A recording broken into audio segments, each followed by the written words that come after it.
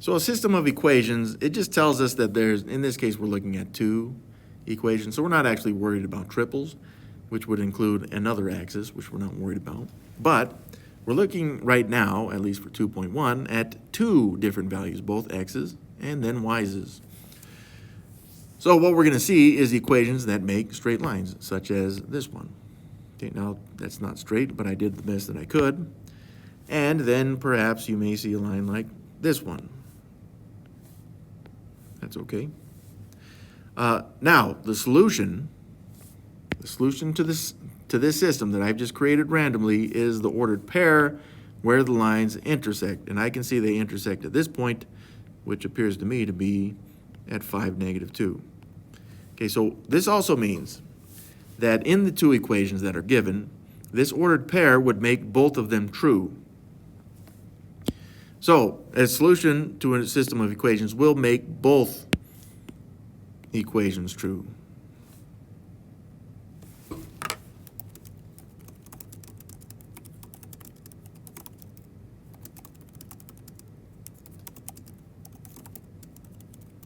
And we can even check that, right, when we go through this work. But you have to check on both. Now, here's what a non-solution is. Sometimes you may find that you use the wrong ordered pair, such as this one. This would be 6, -4. Okay, but you can see how 6, -4 is on the red line here, but not on the purple line. If you thought that 6, -4 was the solution, you would plug it into the red equation and you'd see, hey, that's a true statement, so it is the solution. It is a solution. But you would find when you put it into the purple line equation that it would give you a false statement. This red point here would give you a false statement for this one because it's not actually on that line. So it would not be the solution. And the same thing would be on for any other point on this purple line other than where they actually do intersect. Also think about any other random point, such as this one. I guess, you know what, I'm going to change it to this one. This would be -4, -3. So if you said, hey, you know what, the ordered pair that makes this, that is the solution to this system, is -4, -3. See how it's not on either the red or the purple line? It means that if you were to try these two values into the original two equations, either one, you'd find that both are false. Okay, but again, the actual solution here in green that I put, it would, whatever the equations are for these, would make both of them true. And that's the key point there. You can check your answers in this section by plugging the values that you get for the solution, whatever you think it is, back into the equations, both equations, okay? And then you can check to see if it gives you true statements on both, because that's what an equal sign is, right? It's conditional.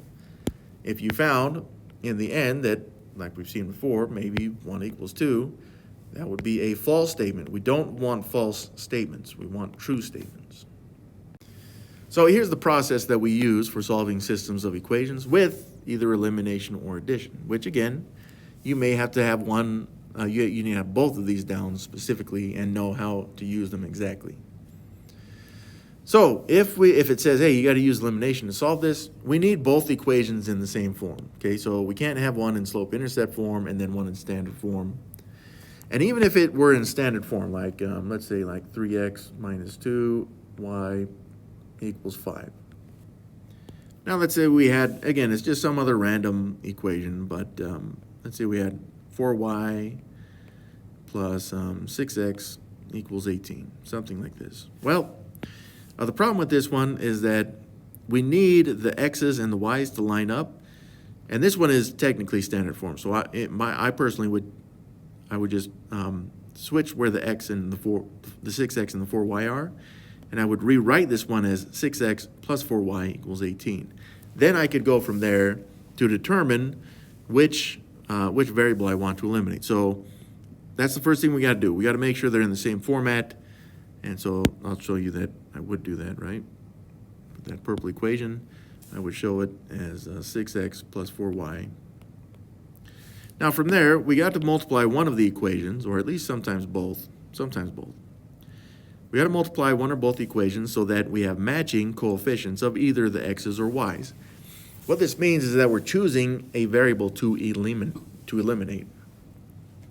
Now that takes some analysis at first. It's going to save you some time if you can just sit and think about which one would be easier to eliminate. Now, if I were to look at this one, which is just a randomly created system of equations, I would say right away that I would probably eliminate the y's. Well, why is it? It's because we need the coefficients to be opposites. Well, yeah, opposites. That's actually technically the term we want. So like here I have -2 and +4, so I can see I have opposites already. All I've got to do is make the 2 match the 4. So I wouldn't have to do anything with the purple equation. I can multiply the red equation by 2. Then I would have a -4y here and a +4y, so that when I add them, that's why it's called addition as well, it would eliminate the y's and I'd be left with x's. Now I'm not going to do it right now, but so that's what you do. You got to multiply the equation or equations by some value so that the coefficients of the same variable match, or they're opposites. They're matching opposites. Isn't that better? And then you add the 2 equations together, which you can do. What this does is it creates a new equation, which would then help you, but it's eliminated in this case, the one that I was doing. It would eliminate the y's. It allows me to solve for the x's, and then I have an x value. That's solving for just the one unknown from the new equation that's obtained. After I have that x value here, I can go back to either one of these. I replace the x in either one with the value that we find, and then I solve for the other variable, which in this case would be y. Okay, so and then I substitute the value from step 4 back into one of the original equations, solve for the other unknown. Yes. So you solve for either x, then y, or you solve for y, then x. Sometimes students just skip these 2 steps. They forget to solve for the other variable, and unfortunately that is only worth about half credit, even though you're really more than halfway there because you don't need the system necessarily to solve. Okay, so then at the very end, you go back to the original equations, both original equations, and you replace the x's and y's in there just to make sure that you get a true statement. If you don't get a true statement, then you're in a situation like we saw in the graphs, right? You may find one that's true and one that's not. It means that the ordered pair you have is on one of the lines, but not both. It has to be on both in order to be the solution. So we need true statements out of both. So the first thing I'm going to have to do is change these in the same format. I like this x minus y1 because that's what we call standard form. So I'm actually going to change the order of this one just by switching the location of the x and y. So it's now -2x plus y equals 9. And then the top one is showing 5x minus 3y equals -23. So at this point, we look and we say, is there a variable usually, because we're looking to eliminate it, can we get rid of a variable pretty quickly? And there is one that we can get rid of fairly easily, though possibly not quickly, is the y's. The reason why that is because the coefficient of this y it's a phantom 1. That's going to allow me to just multiply that by anything that I want, because I want the coefficients of y's to be opposites. So I can see this coefficient of y is a negative, this one's positive, but this being a 1 is going to make this a lot easier to match the 3 than it would to make the 5 match the 2 or the 2 the 5. So I'm sticking with the y's here, and I'm going to take that second equation there, and I'm going to multiply all the terms. You have to multiply all the terms, otherwise you've changed the actual value of the equation, which we don't want. We just want to change the way it looks without changing the value. I've got to take that 3 and I've got to distribute it into this set of parentheses. So I start here.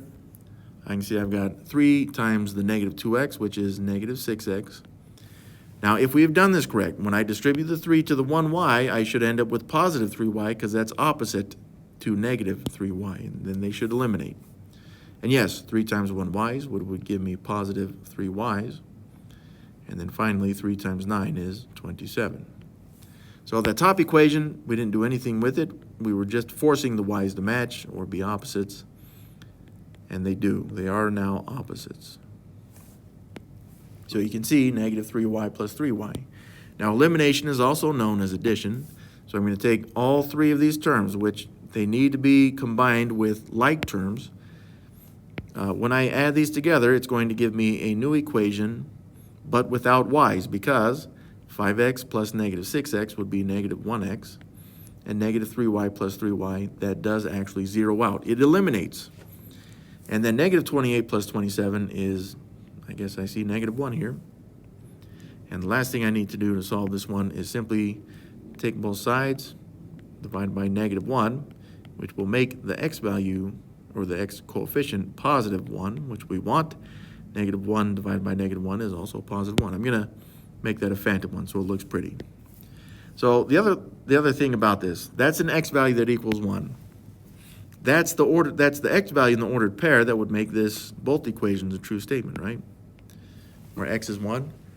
Now, not only does this mean that you should write this in a ordered pair format, which actually, sometimes on the assignment it may say, what's the x value, what's the y value? Just please, on a test, because this happens more often than I wish it did. On a test, make sure that you don't forget to solve for this y value. You need it. So we are going to solve for it. And I'm going to use the second equation because it's just y by itself. I wouldn't have to worry about a principle of equality to get rid of that negative 3. So I go back to again, I want to use one of the original equations. Y minus 2x equals 9. But right here, from the value we found, we're pretty sure that x is 1. So in solving for this, I'd say, well, negative 2 times 1 is negative 2. I now have y minus 2 equals 9. And then one final principle of equality will do this by adding 2 to both sides. That will zero this out. And then I can see that y equals 9 plus 2, I guess, is 11 there. So our ordered pair should be 1, 11. Now we can check, right? So what is 11 minus 2 times 1? It is 9, okay? But we have to go to the other equation. We have to say, well, what about 5x minus 3y equals negative 23? Will that give us a true statement? As it turns out, it looks like it will. Let's replace the x and the y. If I'm wrong here, that's fine. We can fix it if we need to. But the x value is 1. The y value is 11. Okay, so working this out, 5 times 1 is 5. 3 times 11 is 33, or negative 33. So 5 minus 33 should equal negative 23. And what do we get? We get a false statement out of this. This is going to be negative 28, not negative 23. So we got to go back and find where I made a mistake, and that's okay that I made a mistake. I can see it. It was simply copying down. I thought I copied this negative 23 down as negative 28. I need to go back and fix that, okay? In fact, that means I need to fix a couple other things. Okay, so this, let's fix that then. So instead of that being negative 28, it was negative 23. And negative 23 plus 27, that would have been positive 4. 4 divided by negative 1, though. That process still remains. So x should be negative 4. So let's fix that, okay? And let's come back over here. We went next to over here. So this would be negative 4. So that would have made this negative 8. So we should have added, oh, that would have been positive 8, though. So we would have subtracted 8 here and subtracted 8 there, and that would have just left us with an individual 1. So that's okay. We can fix that 1 there. Let's go back over here, though, and see what happens to these values when we replace them. So right here, we're pretty sure x is negative 4, so let's fix that 1. And now the y value, though, is 1. So let's see what we get. 5 times negative 4 is negative 20. Negative 3 times 1 would be negative 3. And negative 20 minus 3 is negative 23. So here I can see, finally, even after making the mistake, which was not on purpose, that I have a true statement. So it makes this equation true. And we can do this just in our heads pretty much. That would have been 1 minus 2 times negative 4. So 2 times negative 4 would have been negative 8. 1 minus negative 8 would have been 9. Yes, that still works. And we just checked the top equation. So both are true.